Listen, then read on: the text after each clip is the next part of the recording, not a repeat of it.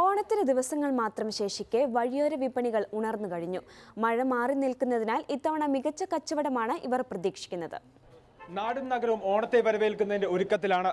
ഓണപ്പുടവ് വാങ്ങുന്നതിന്റെയും ഓണവിഭവം ഒരുക്കുന്നതിന്റെയും തിരക്കിലാണ് മലയാളികൾ.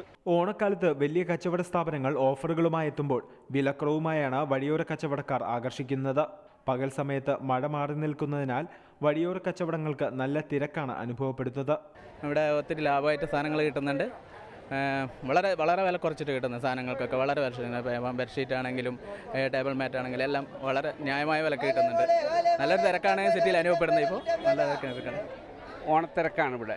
ഇനിയിപ്പോൾ കൂടിയേ വരികയുള്ളൂ. ഒരു ദിവസം ചെല്ലുന്തോറും വിലക്കുറവുകളാണ്. വളരെ ഈസി ആയിട്ട് മേടിക്കാൻ ചെയ്യാം. ഓണക്കാലത്ത് ഉപഭോക്താക്കളെ ആകർഷിക്കാൻ പുതിയ മാർഗങ്ങളാണ് കച്ചവടക്കാർ സ്വീകരിക്കുന്നത്. എന്നാൽ മഴ വിപണിയെ ബാധിക്കുമോ എന്ന ആശങ്കയും ഇവർക്കുണ്ട്.